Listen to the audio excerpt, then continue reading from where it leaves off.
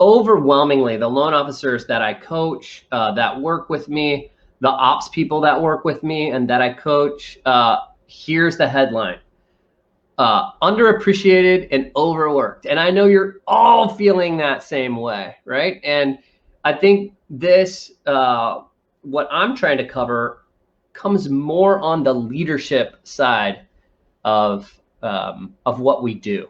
And most of you are not having to worry about originations as much as you have had to before, because originating is easier than it ever has been, going out to get the business. And so now you're having to keep your team's buy-in. You're having to keep people motivated when the work is just endless and there's no end in sight. And there's this theme that's happening of everyone feeling like they're just overworked. They're burnt out. You hear the word burnout a lot, underappreciated. And so how are we going to overcome this, guys? How are we going to keep people enrolled? How are we going to keep people from throwing their hands up? How are we going to serve all the clients that want us to serve them? And some of you are just clobbered with business and you have way too much and you can't get out from underneath it. And there are many of you that are in a totally different place and are just coming up in your career and are really excited about all the opportunity that's out there. And I think you really need to ask yourself this question, and not just surface. So if you're anything like me, I'll go to a mastermind like this, or I'll watch something on Facebook, or I'll listen to someone talking, and I will have an immediate response that comes to mind. Oh, here's the answer. I think it goes back to like my test taking days of, being in math class and wanting to get done with the worksheets first and, be the big pleaser that I am.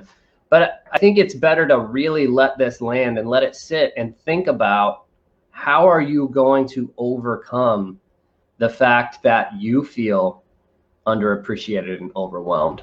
How many of you feel like your company doesn't appreciate you, even though you're cashing the biggest paychecks of your lives? Many of you, record-breaking year, beyond anything you could have ever imagined.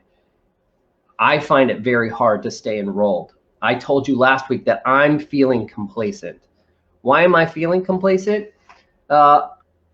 Because I just told you my job for the last 20 years, my identity has been to go out and bring food to the table. And now all the food is on the table.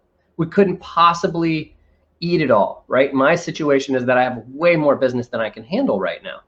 So because I'm not doing the things that I normally do, I'm not prospecting, I can't go out and happy hour, I can't show up on site at a business and try to talk to HR and convince them that they need me to be their in-house lender for their company because of COVID, right? There's so many obstacles. But because I'm not doing that, I've lost my sense of purpose and I'm complacent. I was just talking with one of my mentors today, and he made a really good point that because you're not doing the things that you've always done, you're feeling this void and this sense of guilt, and it's making you feel bad. And then you're having these negative emotions around it. And look, some of that is simply because you are genuinely overworked. And I think you need to watch that and make sure that it's a balance. But be honest with yourself first. Are you doing the action items that you should be doing right now? Or are you just have this thing in the back of your mind, which I'm guilty of. So I'm not projecting on all of you, but I just want you to be honest with yourself. Hey, I'm not doing those things that I normally do.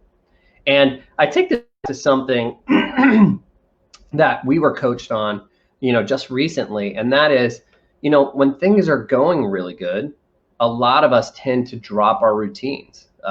Maybe we're not exercising the way we should. Meditation and journaling for me goes right out the window when things are going good. But then when I fall off track and I'm like not happy and I'm trying to figure out what's going on with me, that's the first thing I bring back in is, meditation. I want to get grounded, and journaling, like let's work through this, right?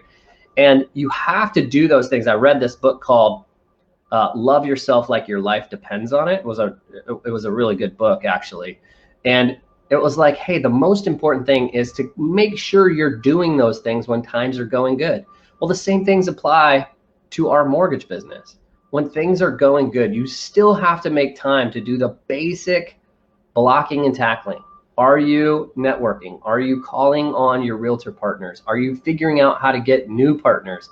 Because when this market changes, and it definitely will change, I think we all agree on that, you need to be ready for that. So how are you going to overcome being underappreciated, overworked right now? Are you in the right mindset?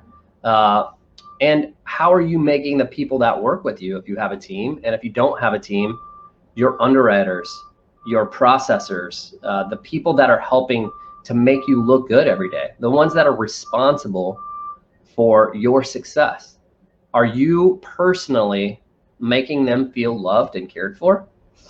When's the last time you called one of them and said, hey, thanks for processing my file. I know you're buried. I know it took longer than normal, but I want you to know that I'm grateful. I know that you guys are doing the very best that you can. A simple call, something like that would go a long way. And then, the last point here, I think we've already talked about it, and that is this overall feeling that I kind of talked about last time, and I've just been thinking about it ever since, and just holding that, and thinking about all of you and the feedback that I'm getting, which is this feeling of, man, I'm being complacent. I can't get to those things that I normally get to. Man, it looks like a tree trimmer is outside, so I apologize for the noise. Hopefully they don't start up chainsaws.